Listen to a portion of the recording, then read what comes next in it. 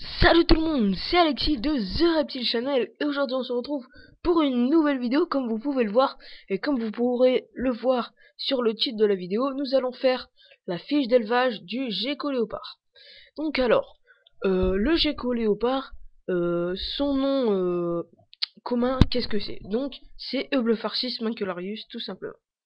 Voilà, donc nous allons parler de son lieu de vie. Donc d'où vient le gecko léopard? Bah tout simplement le gecko léopard vient de nord de l'Inde, de l'Iran et du Pakistan aussi. Voilà, ça vient du Pakistan aussi. Comment dire, Ouais, on est toujours dans son lieu de vie. Donc dans quoi vit-il? Plutôt dans un truc désertique, subdésertique on va dire. Et souvent en hauteur, ouais, il est souvent en hauteur dans les montagnes, on va dire. Mais c'est-à-dire qu'il y a des montagnes, par exemple en Afrique, voilà, où il y a le sable, et il se met plus souvent en hauteur. Donc si un jour vous allez en Afrique et vous voulez choper du gecko, bah vous allez en hauteur, et voilà. Comme ça vous le saurez. Il vit nocturne, donc le gecko léopard est nocturne et non pas diurne. Donc il est nocturne, donc il dort, si vous savez pas ce que c'est, il dort le jour, et la nuit, pour nous on dort la nuit, eux ils dorment le jour, nous on est actifs le jour, eux ils sont actifs la nuit. Donc en fait, la nuit ils vont se réveiller et chasser en fait. Voilà. Donc alors, on va faire une petite description. Pour le gecko léopard, il est fortement idéal pour débuter en terrariophilie. C'est-à-dire que c'est un gecko simple à nourrir, qui demande pas trop de boulot, ça dépend dans certains cas. Mais c'est-à-dire que il mange des grillons, des teignes, et des vers de farine, des blattes. Et donc on n'a pas besoin de le nourrir, enfin on n'a pas besoin de faire des trucs de ouf et tout. Donc voilà, donc c'est simple pour débuter en terrariophilie. Bah en plus c'est l'espèce la préférée des éleveurs. Donc vous allez trouver plus d'éleveurs gecko léopard que par exemple éleveurs Pogona viticeps par exemple. Donc ensuite euh, vous pouvez le manipuler quelques minutes. Genre là moi je l'ai pour faire la vidéo, il est avec moi là. Euh, Vous pouvez le manipuler quelques minutes ou une heure, ou voilà, par exemple vous regardez la télé, tiens j'ai envie de prendre mon gecko léopard, vous le prenez, voilà, et ça va lui faire un peu de changement que son terrarium. Il y a plutôt une longue vie quand même de 20 ans à 25 ans, ça fait plutôt bien quand même, hein. Euh, euh, il comment dire, ils ont pas de lamelles digitales, c'est-à-dire qu'est-ce que ça veut dire que eux c'est des griffes et pas de comment dire de ventouses, voilà. Ils ont des micro poils que vous allez pas voir parce que c'est micro, qui leur permettent de monter aux vitres, mais ça c'est pour les comment dire par exemple les Felzuma par exemple, voilà, c'est un gecko et pas léopard. Attention. Euh, Il faut pas un terrarium de très haut, mais voilà, c'est plus long. Enfin, comment dire, pour un gecko, l'idéal ce serait genre 30 cm de large, de long. Ouais, genre 30 cm de long, large et 20 cm de haut. Ça va pour un gecko, il me semble. Donc, j'en ai parlé tout à l'heure. Qu'est-ce que ça mange? Donc, bah, le gecko léopard, il mange des insectes vivants, pas contrairement au Kobona. Au Pogona, qui mange lui des légumes, des fruits comme la fraise, des bananes. Ça va faire rappeler un truc à Quentin s'il regarde cette vidéo. Ça va lui faire rappeler un truc. Donc ça peut manger un peu de tout en fruits et légumes. Il y aura comment dire, aussi une fiche d'élevage pour le Pogona sûrement, hein. Donc, qu'est-ce que ça mange? Bah, ça mange du vivant. Euh, Parfois du morse, pas tout le temps. Le morse, c'est plus pour les pinky. Donc, les pinky, c'est des bébés souris. Mais ça mange principalement des grillons. Ouais, grillons, criquets, teignes, et des bébés souris et des blattes. Euh, c'est plutôt marrant quand ils chassent. Ils tordent leur cou et bim, ils chassent d'un seul coup. Franchement, c'est marrant à voir.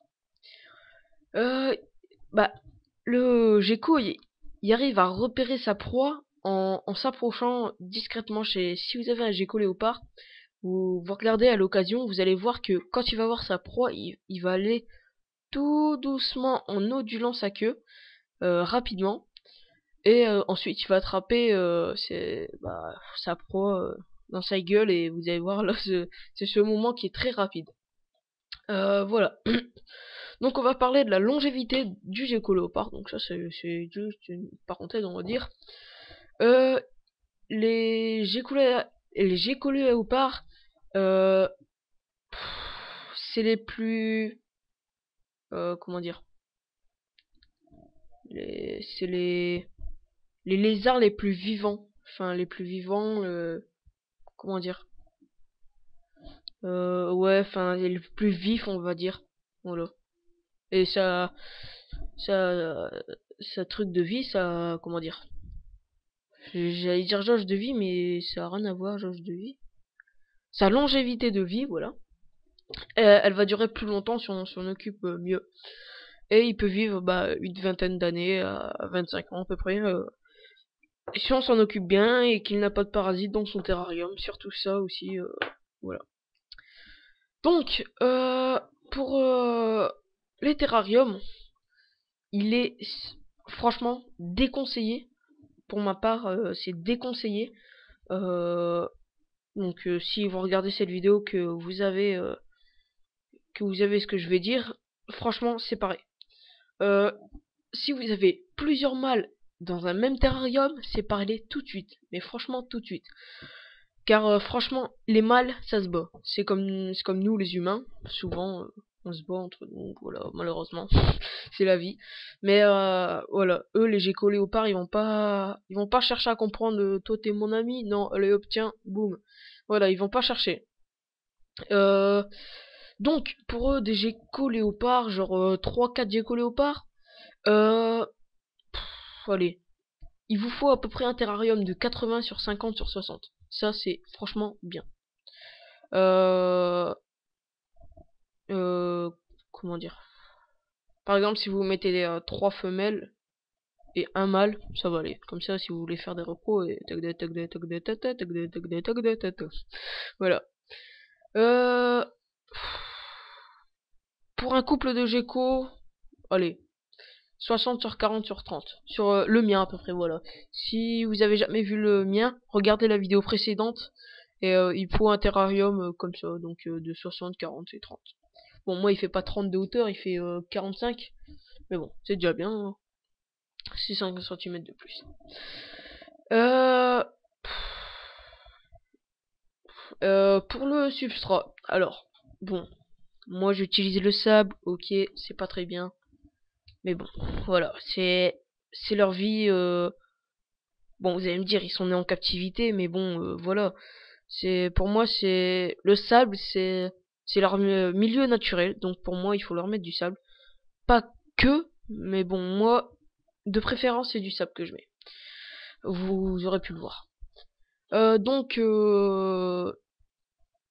il est idéal de linolum, si j'arrive à le prononcer, voilà.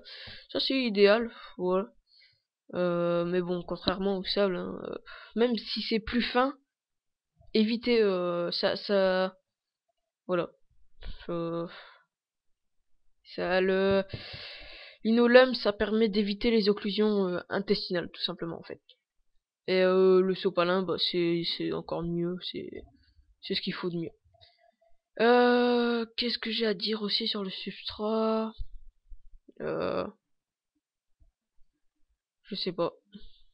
Ouais, c'est tout, c'est à peu près tout. Donc vous pouvez mettre de l'inolum, des copeaux de bois, du sable si vous préférez. Moi je préfère du sable, franchement je le dis devant vous. Et du sopalin aussi vous pouvez mettre.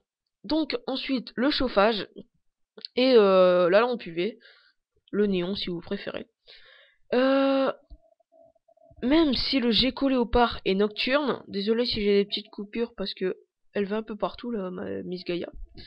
Même si le gecko léopard est nocturne, il faut quand même la journée et recommander de mettre un néon peu puissant. Donc un néon, ça peut être une lampe UV. Moi j'ai une lampe UV qui se met le soir de 20 à 22 heures, qui se désactive tout seul et s'active tout seul. Oula, elle essaye de faire la comment dire, la fifole à monter sur du papier, ce qui va être un peu dur.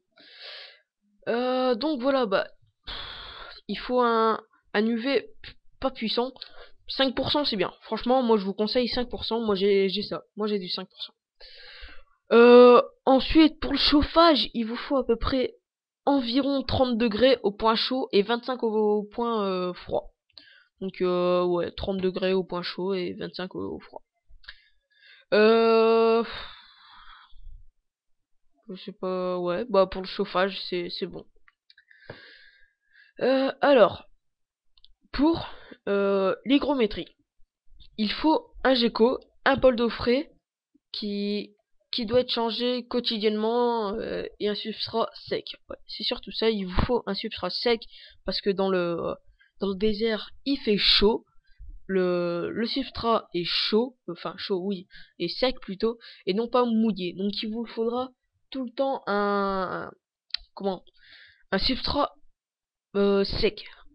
Donc voilà. Pour la bah voilà l'eau et pour c'est pour la mue des reptiles.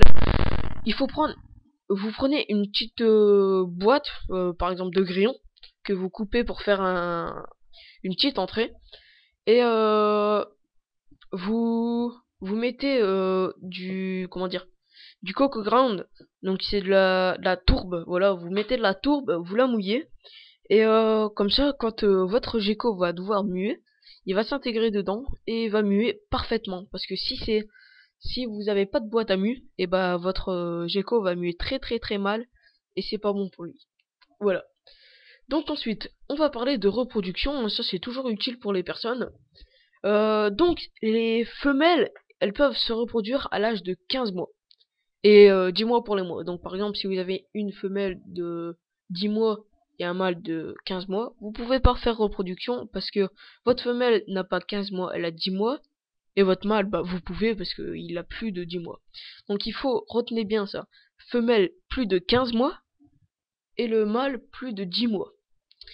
Voilà.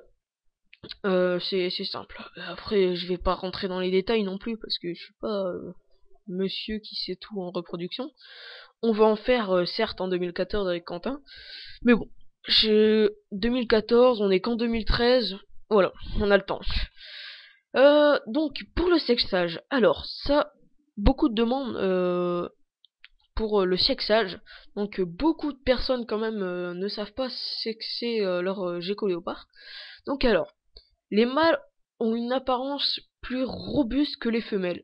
Et en plus, ils ont des pores fémoraux en forme de V et aux deux hémipénis en fait, on va dire. Entre leurs arrière-pattes. Voilà, ils ont deux hémipénis entre leurs arrière-pattes. Bah, c'est possible de sexer les juvéniles. C'est impossible plutôt de sexer les juvéniles parce que c'est trop jeune. Donc vous allez pas voir leur comment dire, les pores. Voilà. Donc ensuite pour les phases, il y en a plusieurs quand même de gecko léopard. Donc il y a le classique, ça que tout le monde connaît. Il y a le carotile, le high yellow, le golden, le ghost, le jungle, le blizzard, l'albinos et le snow. Donc moi je préfère le blizzard et le golden et les high yellow. Voilà, moi c'est mes préférés quand même. Snow, je sais pas, j'ai jamais vu le snow. Donc pour les maladies, il y a plusieurs maladies comme moi j'écoute Gypsy qui a une maladie pas encore découverte mais on pense que c'est la coccidiose et je sais plus comment ça s'appelle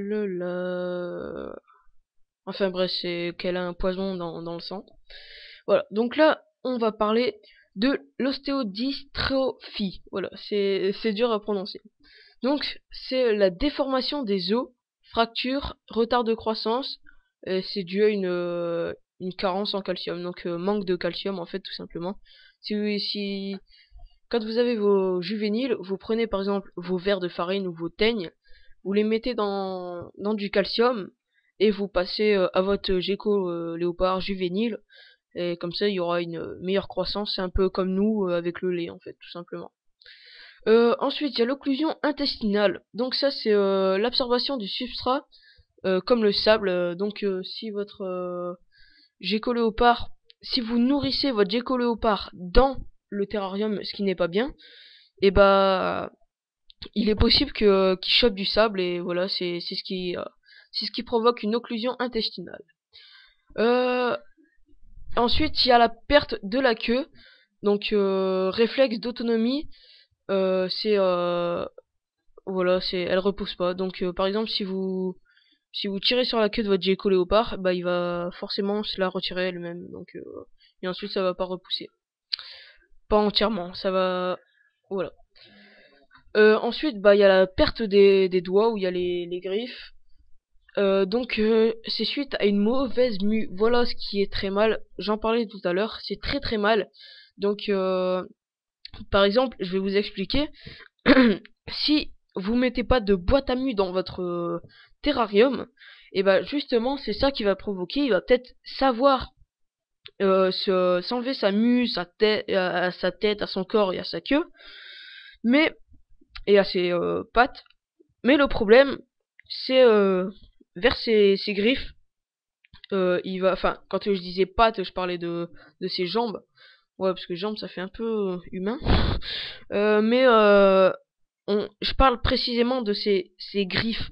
Il va voir qu'il y a de la mue. Il va se dire, oh, ça m'énerve ce truc, je peux plus supporter. Hop, il va prendre dans sa gueule sa griffe, et pla, il va se la retirer.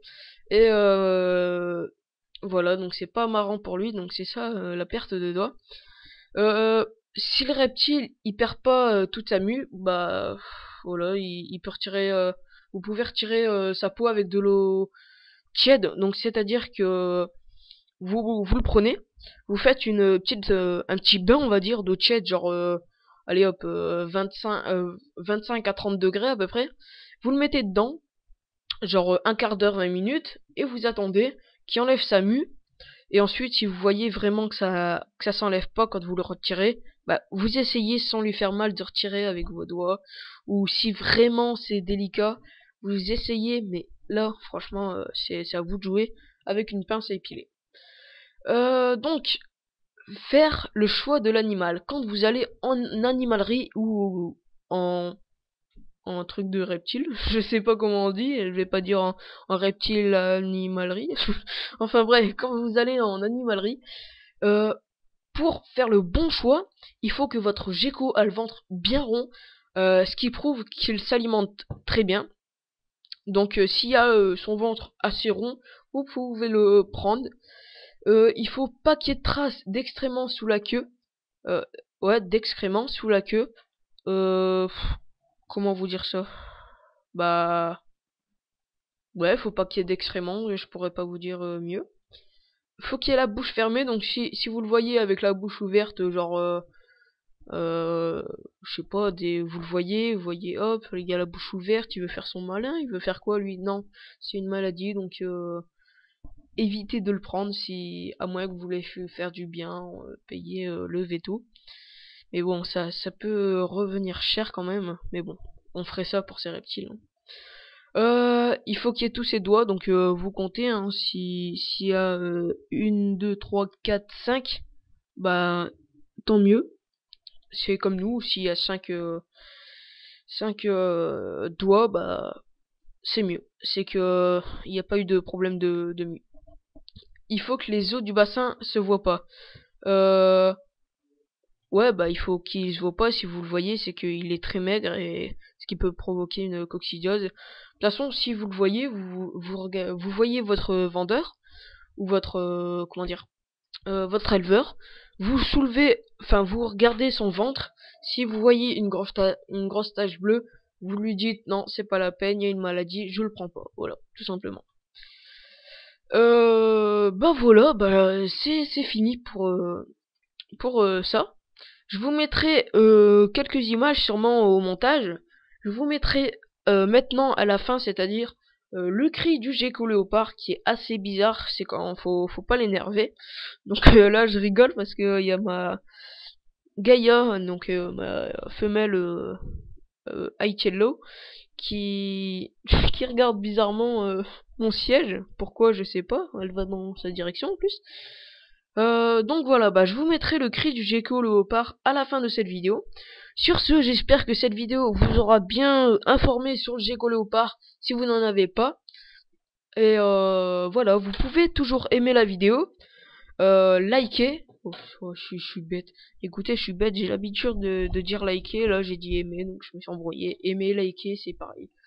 Donc vous pouvez liker la vidéo, la commenter, pour par exemple, ouais, t'as oublié quelque chose, tu t'es trompé, vous pouvez me rectifier parce que je sais pas tout, hein, j'ai dit ce que je savais. Mais voilà, vous pouvez me rectifier en commentaire ou dire merci de ton tuto, nani, nana. Voilà, et vous pouvez liker la page Facebook qui a 40 j'aime. Merci d'ailleurs, qu'elle est à 40 j'aime. Si on pouvait avoir le même nombre d'abonnés que de mêmes j'aime sur Facebook, ce serait super cool. Donc voilà, n'hésitez pas à partager la page Facebook et la chaîne YouTube. Et sinon, vous pouvez toujours aller sur le forum. D'ailleurs, qu'il n'y a pas beaucoup de personnes. Il y a que l'admin en fait, tout simplement. Donc il n'y a pas beaucoup de personnes, il y a beaucoup de fiches d'élevage quand même. Donc vous allez voir, j'ai raconté plus que ce qui est écrit sur le gecko léopard dans la fiche d'élevage de l'Eublepharis macularius. Donc voilà, sur ce, j'espère que cette vidéo vous aura plu. Et moi je vous dis bye bye et à la prochaine, bah pour une nouvelle vidéo avec Quentin sûrement.